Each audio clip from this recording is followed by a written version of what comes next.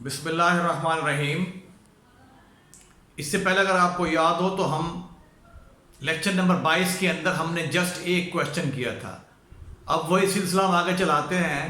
ये lecture number 23 है। इसमें जो एक्सरसाइज हम ऑलरेडी कर रहे थे 22 के अंदर 6/7, तो इसका सवाल नंबर 7 जो है वो डिस्कस करेंगे।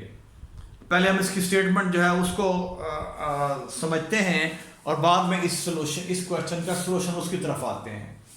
अब क्वेश्चन नंबर 7 जो है यहाँ पे कह रहा है the arithmetic mean of two positive integral number exceed their positive geometric mean by 2। क्या हमारे पास दो पॉजिटिव इंटीग्रल नंबर हैं, उनका अरिथमेटिक मीन जो है वो एक्सीड कर जाता है उनके पॉजिटिव ज्योमेट्रिक मीन से bye 2।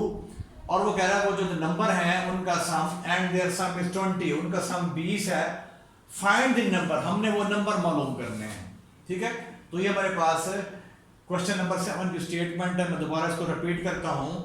The arithmetic mean of two positive integral number के दो पॉजिटिव इंटीग्रल नंबर हैं, उनका अरिथमेटिक मीन जो है वो एक्सीड कर जाता है किससे, उनके exceed their positive geometric mean. कितना एक्सीड करता है? बाय 2। तो कह रहा है इफ देयर सम इज 20, अगर नंबर्स का पॉजिटिव इंटीग्रल नंबर का सम 20 हो तो हमने वो नंबर मालूम करने हैं। अब इसके सॉल्यूशन में देखें तो हम फर्ज कर लेंगे हमारे पास ए और बी जो हैं ये दो पॉजिटिव इंटीग्रल नंबर्स हैं। देन हम जानते हैं कि इनका जो अरिथमेटिक मीन है वो है a जमा b बाय 2 के, और पॉजिटिव ज्योमेट्रिक मीन जो है g is equal to A B, इसका जदर। ठीक हो गया। अब जो उसने शर्त दी हुई है कि इसका जो अरिथमेटिक मीन है वो इसके पॉजिटिव ज्योमेट्रिक मीन से जो है 2 बड़ा है। ठीक है, तो इसको लिखा है गिवन कंडीशन a नफी g इज इक्वल टू, यानी अरिथमेटिक मीन किससे बढ़ जाता है? ज्योमेट्रिक मीन से कितना बढ़ता है? 2। ठीक है, तो अगर आपको याद हो, अगर आप जो है ना थोड़ा 10वीं जमात याद करें तो उसमें हम कहते हैं x बड़ा है y से बाय 2, तो उसको यूं लिखते हैं x बड़ा है y से, तो लिखते हैं x नफी y this is equal to 2। अब यहां हम कहते हैं x बड़ा है y से, तो इसको हम यूं ट्रांसलेट करते हैं मैथमेटिक्स के अंदर। x बड़ा है y से, कितना बड़ा है? 2, तो यूं लिखेंगे। ठीक है जी, x बड़ा है y से बाय 2 या बाय 3 भी फर्ज के बाय 3 है, तो x बड़ा है y से कितना? बाय 3, तो यूं लिखेंगे x में y इक्वल टू 3। तो x बड़ा है y से बाय 4, तो लिखेंगे इक्वल टू 4। अब यही सूरत यहाँ पे कह रहा है हमारा जो अरिथमेटिक मीन है वो बड़ा है ज्योमेट्रिक मीन से बाय 2, तो हमने क्या किया है कि a नफी g इक्वल 2 लिखा है। अब यहाँ पे a कीमत दर्ज कर दें, g कीमत दर्ज कर दी हमने। ठीक हो गया। और फिर इक्वेशन 1 बन गई हमारे पास a जमा b बटा 2 is equal to a b के जगह और ये इधर आके प्लस और ये जमा 2 ये वाला। अब हम जानते हैं हमें गिवन है कि इनका सम जो है 20 के बराबर है। ये जो पॉजिटिव इंटीग्रल नंबर है इनका सम 20 है, तो a जमा b इक्वल 20 आ गया। अब ये इसमें दर्ज कर देंगे, 2 को 1 में दर्ज करेंगे, ये 20 by 2 is equal to a b के जगह प्लस 2, ये हो गया 10 ये हो गया, इधर आके नफी 2 हो गया, तो ये हो गया 8, तो a b under root is equal to 8। इसको आप नंबर 3 का नाम दे दें। अब आपने 2 और 3 को सॉल्व करना है, तो इसके लिए क्या करें? पहले आप 3 का स्क्वायर ले लें, 3 का इक्वेशन 3 का स्क्वायर लेंगे तो a b इक्वल 64। फिर आप 2 से आप कीमत निकाल लें किसकी? a की। a जो है ये आ जाएगा 20 माइनस b। ठीक है जी। अब इसको आप यूज कर लेंगे, इसको नंबर 5 कह लें, 5 को आप 4 में यूज करेंगे। Using 5 in number 4 we have b as it is. a कीमत क्या है? 20 माइनस b। उसको जब ضرب देंगे आप तो ये आ जाएगा 20b square minus b square, 20b minus b square minus 60, इसको इधर ले आएंगे इक्वल 0। अब इसको थ्रू आउट आप मल्टीप्लाई कर दें नेगेटिव के साथ। जब नेगेटिव से मल्टीप्लाई करेंगे तो यहाँ पे आपके पास आ जाएगा नफी। ठीक हो गया। और यहाँ पे आपके पास आ गया ये हो जाएगा आपके पास, जब नफी ضرب दिया आपने तो ये b स्क्वायर और ये नफी हो गया और यहाँ बन गया प्लस 64। ठीक हो गया। अब ये बन गई आपके पास क्वाड्रेटिक इक्वेशन किसके अंदर? Quadratic in b। अब इसको b square minus 20b plus 64 is equal to 0। अब इसको हल कर ले, इसके फैक्टर बनाएं, तो b square Nafi 16 b minus 4b। ठीक हो गया। तो इसको फिर हम यूं लिखते हैं, तो ये आपके पास आ जाएगा 16b माइनस 4b।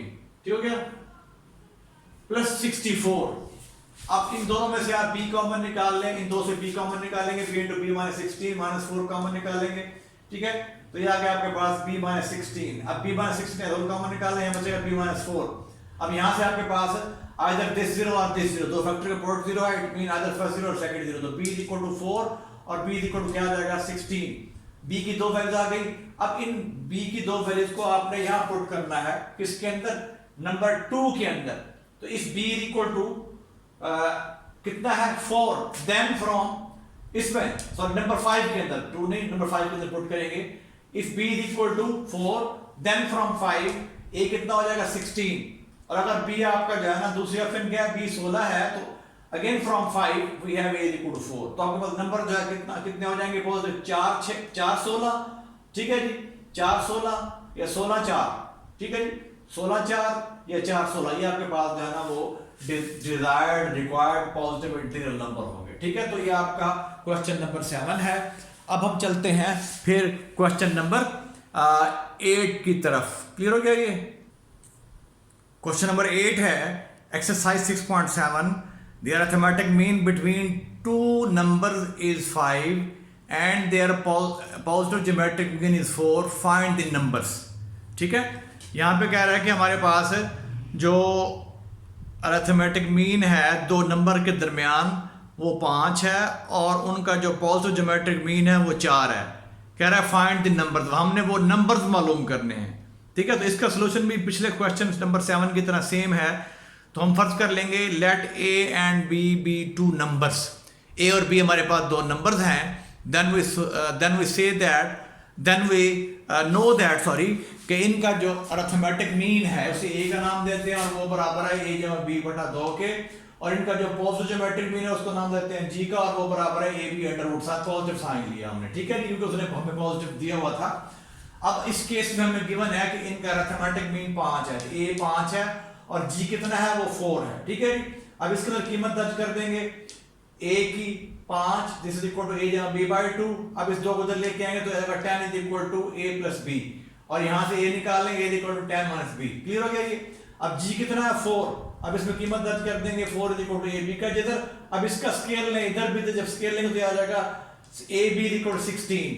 अब आपने क्या करना है, अब आपने 2 और 3 को सॉल्व करते हुए आपने b और a मालूम करना है। तो आप क्या करेंगे, अब 3 को 2 में यूज कर लेंगे, using equation number 3 in 2, using 3 in 2 we have a कीमत क्या है 10 minus b into b is equal 16। तो ये हो जाएगा 10b माइनस b इसके अंदर 16 इज इक्वल 0, इसको इधर लेके आएंगे हमने, वैसे 16 हो जाएगा, इसको रख दे दिया हमने।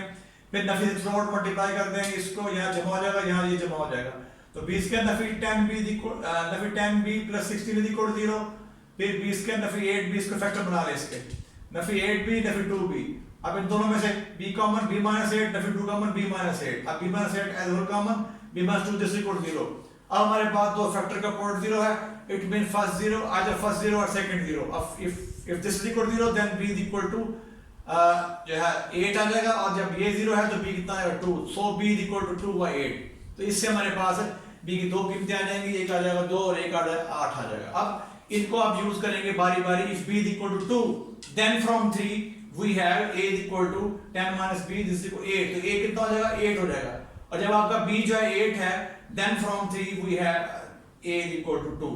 तो देयरफॉर हमारे पास जो पॉसिबल आंसर है 2 8 एंड 8 2, ये हमारे पास जो है रिक्वायर्ड आंसर आएगा। 2 8 एंड 8 2 आर 2 नंबर्स, ठीक है जी, जिनका हमारा अरिथमेटिक मीन गिवन था, ठीक है जी। वो क्या था 4 था, और इनका ज्योमेट्रिक मीन जो गिवन था वो कितना था, इनका अरिथमेटिक मीन हमें 5 गिवन था सॉरी, और इनका geometric mean positive geometric mean हमें 4 गिवन था। क्लियर हो गया ये? तो ये हमारे पास इसका क्वेश्चन नंबर 8 है एक्सरसाइज 6.7 का। अब देखिए हमारे पास नया टॉपिक है ज्योमेट्रिक सीरीज, ठीक है जी। तो पहले हम इसको ज्योमेट्रिक सीरीज को डिफाइन करते हैं और फिर हम इसकी ज्योमेट्रिक सीरीज की एन टर्मों के सम के लिए फार्मूला जो है वो लिखेंगे, उसको याद रखेंगे, याद करेंगे, और फिर ज्योमेट्रिक सीरीज की इनफाइनाइट नंबर ऑफ टर्म्स का सम मालूम करने के लिए उसका फार्मूला जो है याद रखेंगे, और फिर उनको एक्सरसाइज में इस्तेमाल करते हुए उनके क्वेश्चन सॉल्व करेंगे।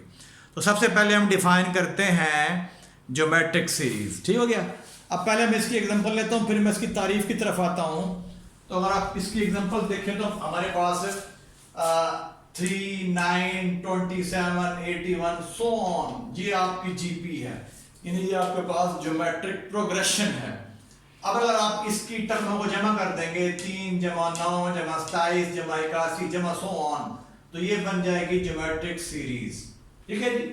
अब इसको रखें ध्यान में, अब इसकी तारीफ की तरफ आ जाएं। Geometric series, the sum of terms of a geometric sequence is called a geometric series. यानी अगर आप सम ले लें किसका, ज्योमेट्रिक सीक्वेंस की टर्मों का, तो वो आपको क्या मिलेगी, वो मिलेगी ज्योमेट्रिक सीरीज। तो वही इस एग्जांपल से क्लियर है, the sum of terms of a geometric sequence is called geometric series. अब ये आपके पास ज्योमेट्रिक सीक्वेंस है, इसकी टर्मों का सम तो ये हमारा बन गई है ज्योमेट्रिक सीरीज।